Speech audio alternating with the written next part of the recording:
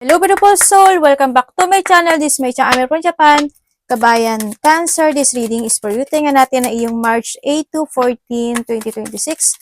Maraming salamat muna sa mga subscriber, new subscriber, cross-watcher, at sa mga bagong pasok dyan. Welcome na welcome kayo sa bahay ni Ate Aimee. Salamat din sa nakakataba na puso niyo mga comments at sa mga nagpa-personal reading. Marami pong salamat. Kung gusto niyo na energy niyo lang talaga ang gusto nyo makuha natin, all the details is in description below. Pakicheck na lang. General reading tayo, kunin mo lang ang sayo, at itapon ang hindi naman talaga sayo. Maaring vice versa. Energy nyo, energy ng person nyo, energy ng malapit sa puso nyo, nangyari na nangyayari or mangyayari pa lang. Use your own intuition, lawakan nyo inyong isipan, may devil ka. Tandaan nyo palagi, na energy reading tayo. Ano man ang gender mo, ano man ang edad mo, wala sa baraha ang kapalaran ng tao. Tatandaan nyo palagi na nasa inyo pa rin ang pagbabago na ito. Gawin yung guide, yung mga warning na pwedeng lumabas, hindi yung negative. It's a warning din. Pero kung gusto mo na positive reading lang ang gusto mo marinig, hindi itong channel na ito para sa'yo. Tatandaan nyo palagi mga Cancer, hindi nyo kailangan mag-resonate sa reading. Ang kinakailangan dito, magkaroon kayo ng idea, magkaroon kayo ng awareness, magkaroon kayo ng action, o magkaroon kayo ng mga pwedeng maiwasan at iba pa. Yun ang palagi nyo. Huwag kayong tumambog. Tulad ng sabi ko like sa comments, hindi nyo kailangan tumambog sa isang kumukulo ng tubig kasi yun yung nangyayari. Ang kinakailangan ito is kung paano siya maiiwasan. Paano kayo magiging aware dun sa bagay na yun. Okay? Okay, meron tayong Sagittarius, Virgo, Libra, Aries, and Gemini. There's a feeling emotions happen into your life or pwedeng magkakaroon ka ng mga reflection sa mga naganap sa nakaraan. May mga bagay ka na iniisip, no? Handun na yung point na may mga bagay ka na siguro naghahanap ka ng information, maybe, nandun sa point na yon. Ako nakikita, may lalaki, ako nakikita, hindi ko alam kung sino yung lalaki, pwedeng ikaw ito or someone who's connected sa'yo, magkakaroon ka ng questioning, quarrel, or quarrel sa kanya. Pwedeng pag-uusap lang din, no? Pwede rin na may mga masasabi sa'yo na hindi mo magugustuhan, pwedeng depende. Iba-iba kayo, pwedeng iba dito is ito yung tao na pagsasabihan ka or siya yung tao na makaka-receive ka sa kanya ng news or information na hindi maganda. Pwede kang, depende sa makukuha mo, no? Kung ano man yung questioning, quarrel, or quarrel pagdating sa isang lalaki. Sa nakita ko dito, iba dito, you're stagnant. No? May mga bagay kayo na gusto nyong matapos na. May mga bagay kayo na gusto nyong maganap na. Pwede na doon sa point na yon. Yung iba is may mga doubt, worrying, pag-aalinlangan na magaganap o mangyari. Pwede iba dito, rin malilito ka lang, mga ganong sitwasyon. May mga ganong sitwasyon, no? May mga unclarity situation. Sa iba dito is kawalan ng katiyakan, ganyan, na magaganap o mangyayari sa iyo. And then also is, merong iba dito, parang may mga hope and dreams kayo na naiisip this time. But ang sinasabi kasi dito is, need to progress, no? Kung may mga bagay na dinidream kayo, na gusto nyo i-transform, na gusto nyo makamit, wag ka lang nagaganon, kumbaga, mag-progress ka rin para makamit mo talaga yon. Kung may stagnant ka lang at hindi ka magkakaroon ng proseso doon, edi magiging matagal siya, di ba? Nandun sa point na yon. And then also, may mga biglaang magaganap o mangyayari, pinupuan ako ng anak ko. Pwedeng makaka-receive ka lang din ng information. O kaya pwedeng sa'yo or someone who's connected sa'yo, pwedeng nandun sa point na yun. Yan, pwedeng may mga there's a danger situation. May mga accident, may mga warning lang naman yun. Anak, dami dayo. Yan, warning lang naman yun. May mga hospital, check-up, pa-doktor, or kaya may mga surgery, pwedeng nandun sa point na yun. Depende, baka information lang yun, news, ganyan. Or sana wala, 'di ba? Sana wala. Or pwede rin na may mga painful situation. Anak, dami dayo. Yan. May mga harvesting situation daw. Ibig sabihin, when it comes sa harvesting kasi is, kung ano yung ginawa mo in the past, or may mga ginawa ka, mga nakaraang linggo, o month, o ano man yan, taon, yun daw yung ma-harvest mo. Kaya you need to be very careful sa mga ginagawa nyo rin, ano? Ibig sabihin, there's an harvesting situation into your life. Pwede magkakaroon ka ng communication sa isang taong lalaki talaga, no? And then also sa iba sa inyo is may mga tarang there's a shifting situation. Pwedeng may mga isi-shift ka o kaya magkakaroon mga shifting situation, ganyan. Pwede sa work, profession, ganyan. You want to settling down situation. May mga bagay na you want to be settling down. Na gusto mo ma-settle down, mga ganyan situation, ano, sa iba sa inyo. Or may mga you want to be stable. May mga situation na you want to be stable. But ang sabi dito, progressing. Ganun ang sinasabi. Progress talaga. Kung gusto mo matapos talaga, prosesuhin mo yun. Maingat ka sa mga tao na masasakit magsalita or kung ikaw ito, masakit magsalita, you need to be very careful kasi alam mo naman yung harvesting, di ba? Hindi natin masasabi. Baka bumalik yan sa'yo. Yeah, mag-ingat, you need to be very careful, no? And also, mag-ingat sa mga matatalim na bagay, matutulis na bagay. Pwede ka mahiwa, makutsilyo, magsugatan ka, ikaw or someone is connected sa'yo. Ingat kayo, no? Sa mga corner situation, ingat din kayo. Basta merong painful or may baka madugo, no? Yan, mga pwede rin siya sa mga needle, ganyan. Energy. New Cancer.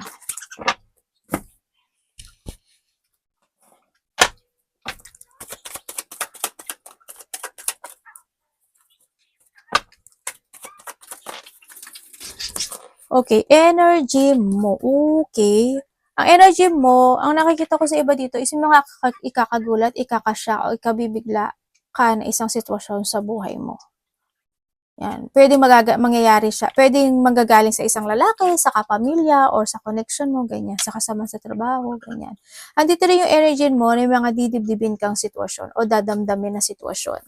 Didibdibin, parang ganon.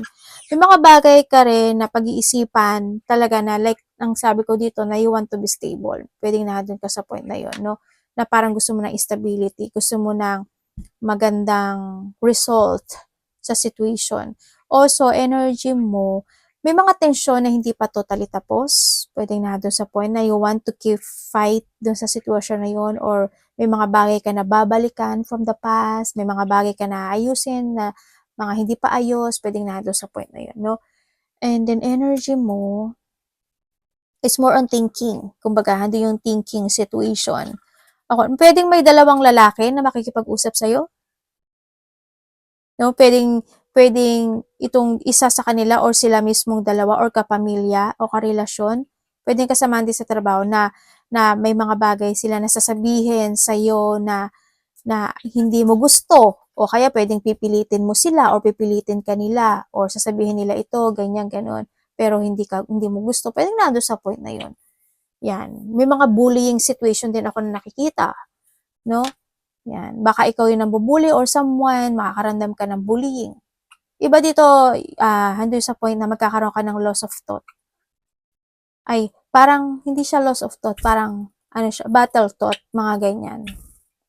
Pwedeng nandun ka sa point na yon, or sadness, ganyan. Makakaramdam ka ng sadness.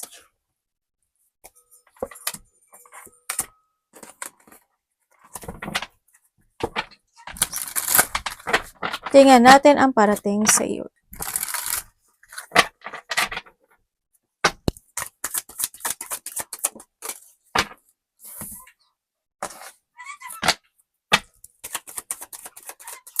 Parating po sa kanya.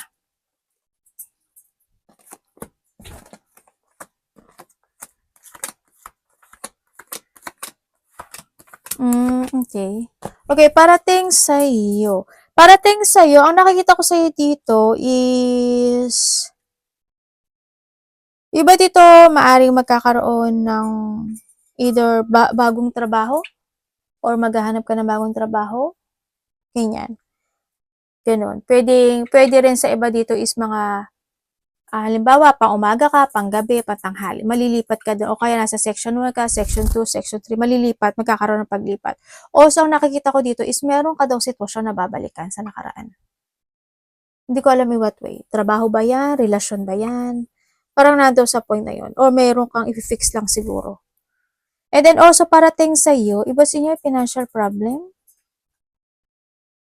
there's a hardship situation ka na darating. Pwedeng may mga pagdadaanan ka na hardship situation, pwedeng na doon sa point na magkakaroon ka ng option sa buhay mo. Kaya magkakaroon ka ng option or maybe there's a two-path situation, ako na nakikita sa'yo, o sa parating sa'yo, yun nga, may mga ikakagulat, ikakasya o kakabigla ka daw na sitwasyon sa buhay mo na maaari magkakaroon ng konting pagbabago in some aspect of your life. Pwedeng na doon sa point na yun. O yung iba dito is magiging busy. Pwedeng magiging busy yung isipan nyo, pwedeng busy kayo kasi you want to create something into your life, ganyan. May mga decision making din ako na nakikita sa'yo. Iba dito, travel to. Malayo o malapit, there's a traveling situation ako na nakikita. May mga bagay na pagpupursigahan mo, pipilitin mo, tsatsagain mo. Parang you want to keep fighting sa isang bagay o sa isang manifestation o sa isang sitwasyon mo sa buhay mo na makamit mo yun. Pag-open din ng opportunity is coming, no? Yan, may mga mag-open na opportunity, iba dito, may papasok na pera or opportunity sa iba sa inyo, ganyan. Iba dito is may pagtahak ng bagong direksyon. Sabihin, pag may tatahakin ka ng bagong direksyon, may magtatapos. Kumbaga, there's an end, potential ending of the situation o may mga new beginning, new opportunities o beginning of a cycle happen. Yan. Yun ang sabi dito. Magkakaroon ng pagbabago eh. Meron kang dinidiscover. Para iba dito parang something discovery or meron ka mga piniprepare or gustong i-prepare na isang sitwasyon sa buhay mo. Makakaramdam ka minsan, siguro minsan masakit yung ulo mo, o kaya is mananakit yung paa mo, yan. Sa iba sa inyo, may mga ganong sitwasyon. O kaya naman sa iba sa inyo is, siguro may mga time na parang hindi ka maiintindihan ng ibang tao or hindi mo siya maiintindihan, vice versa. Yung iba dito feeling abandoned or feeling rejected in some aspect of life. Hindi ko alam in what way siya sa iba sa inyo ganun. Or may mga bagay lang talaga na you don't want to accept. Yung iba ganun. May mga bagay na hindi mo pa kaya ma-accept o ayaw mong i-accept. Dapat iwasan ni Cancer.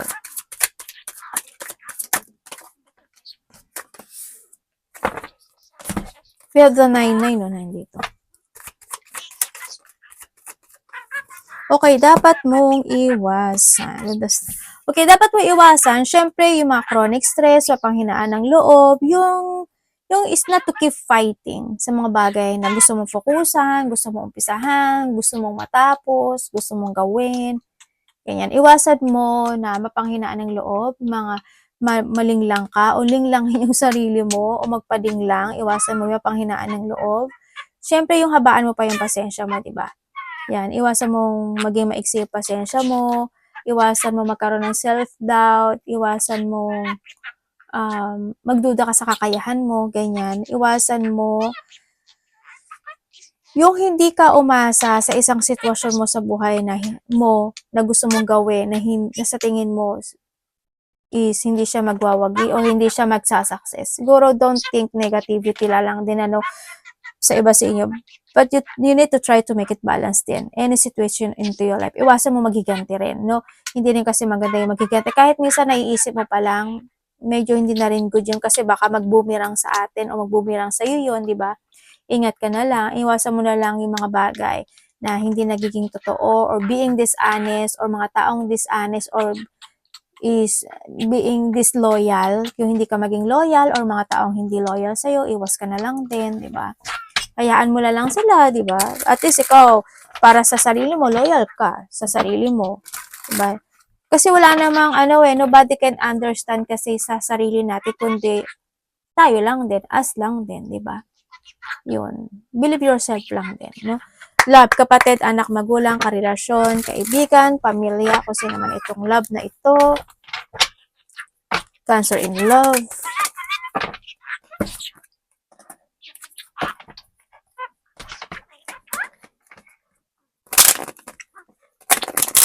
Kamusta po yung love ni Cancer, Universe?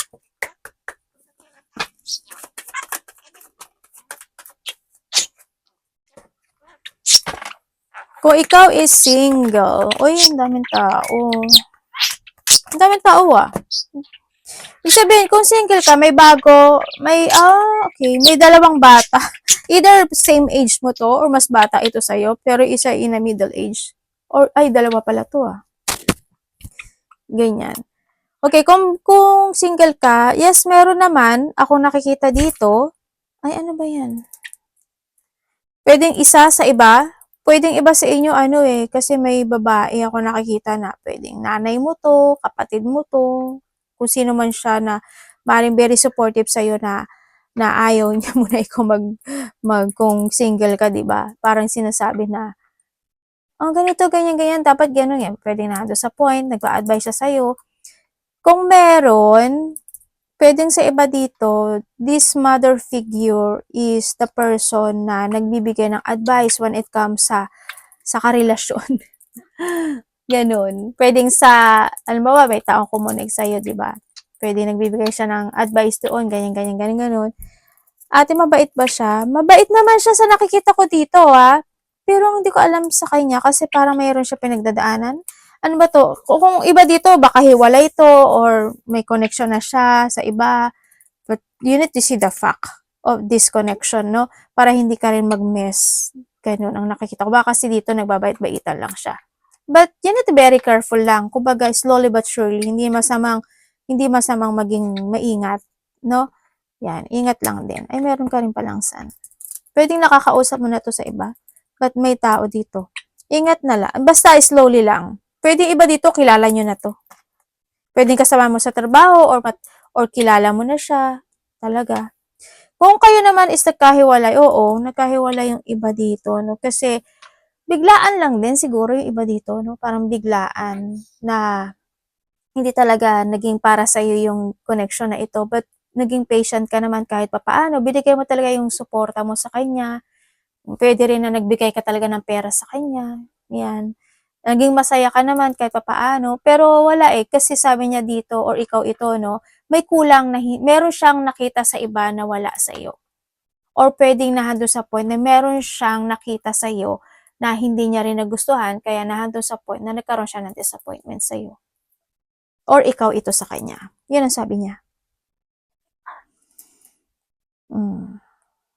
Yun. Pero nagkakaroon siya ng pag-iisip dito, Pero wala siyang movement. Pero kung itong tao na to is talagang binigay mo yung suporta mo sa kanya. Pero kasi kapag mahal ka naman kasi ng tao, hindi ka naman iiwan yan. Diba? Yun lang yun. Pero kung babalik siya sa'yo, it's up to you na yun. Pero ingat ka na lang. Diba? Kung gusto mo uli magpa-trap sa kanya, magpa-stack, why not? Sabay ganun, binalaan. Nasa iyo na yan. Diba? Kumbaga sabi niya kasi dito, may unfinished business siya. Hindi ko alam why. May pera ba to? Parang wala naman tong perang tao na to. Sana. Kung ano naman siya, kung parang there's a hardship situation ako na nakikita kasi sa kanya. Ganun. And then also, kung kayo naman is connected, magkakaroon lang kayo ng hindi pagkakaintindihan nito. May mga situation na gano'n. Pwedeng may mga bilang magaganap o mangyari na ma-disappoint ka talaga sa kanya. Ganyan. Pwedeng LDR din kayo. Pwede may mga bagay na hindi mo expect pagdating sa kanya. Sa connection na to. Yun. Mahal ka ba? Hindi. It's more on fashion. At alam mo naman daw to. Oo, masaya. Andun yung saya. Pero ang nakikita kasi dito, parang there's something new. Kung may mga third party, meron. Parang there's something new, pagdating dito. Sa situation. Basta tatandaan nyo palagi, hindi ka alkansya. Hindi ka alkansya. O kaya naman nahandun yung point na mag-trust ka sa intuition, pero may malalaman ka raw sa kanya. Or maybe alam mo na may something, di ba? Ikaw na lang bahala dun sa kasi may ibang tao rin ako nakikita dito Pwede rin na may mga tutol pagdating sa connection na ito. Yan. Kumbaga may blockage. Money ni Cancer.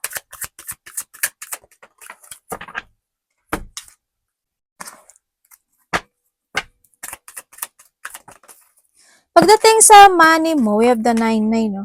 Pagdating sa money mo, okay naman kasi kasi the 10 of Cups 10 and the 10 and the 10 and 10. And the 10, ang galing 1, 10, 10, 10.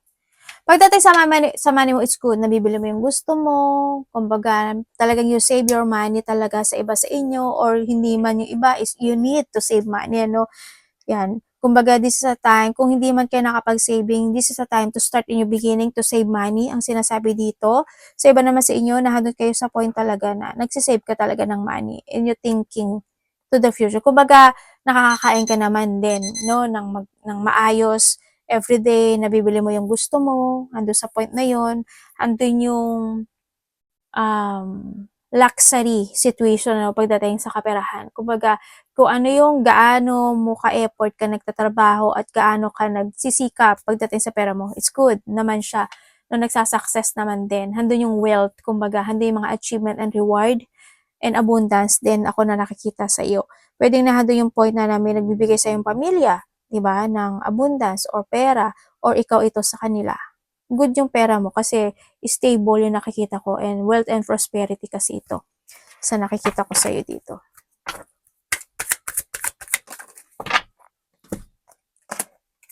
Ten na naman, oh. 10. Apat na yung 10 mo. Completion. Alam mo yung magaganap sa iyo na ikasisiya mo. Ibig sabihin, may mako-complete or may mga magaganap o mangyayari, no, na maganda sa buhay mo. Pero, saan tayo sa karma situation na kanina, sabi ko, di ba, may harvesting. Kaya, ayan na, 10, 10 again. Okay, when it comes sa advice, focus to start a new beginning into your life. Nakikita ko rin naman na there's an ending of a difficult time happen into your life. May magtatapos talaga. And may mga fortunate outcome. And try to make it balance any situation into your life. Iniinom, kinakain, pera, and then also, something must be let go. Hindi ko alam in what way, kung ano man yung mga dapat i-let go. Yan, something must be let go. Focus to a new horizon into your life. Iwanan mo, yes, alam ko na there's a deep wound or may mga painful sadness or may mga situation happen na hindi naging maganda in the past, and this is a time to make a new beginning into your life. Ganyan. Pilitin mo magkaroon ng balanse, sitwasyon sa buhay mo, no? Siyempre, may mga bagay din na kailangan mo na rin harapin, may mga bagay na you need to plan very carefully, make a decision. Tandaan mo, this is the time to place your future sa mga kamay mo, kumbaga na doon sa point na yun, ano? Yun, and you need to finding peace din sa nakikita ko to and start fresh. Kumbaga, don't delay any situation into your life. Whatever holding you back sa nakaraan, this is a time to let it go, leaving behind, accept all the lesson na naganap sa buhay mo, ha. Tatandaan mo palagi yan. And, syempre, moving forward. And maging wiser and stronger ka daw this time. Yun, kumbaga, may mga sitwasyon na ma-overcome mo na talaga. There's an overcoming obstacle happen into your life this time. And congratulations. Basta, as long as you are in a balancing and control situation, mas magiging maganda pa yung situation mo this time. Arigato namasay, God bless.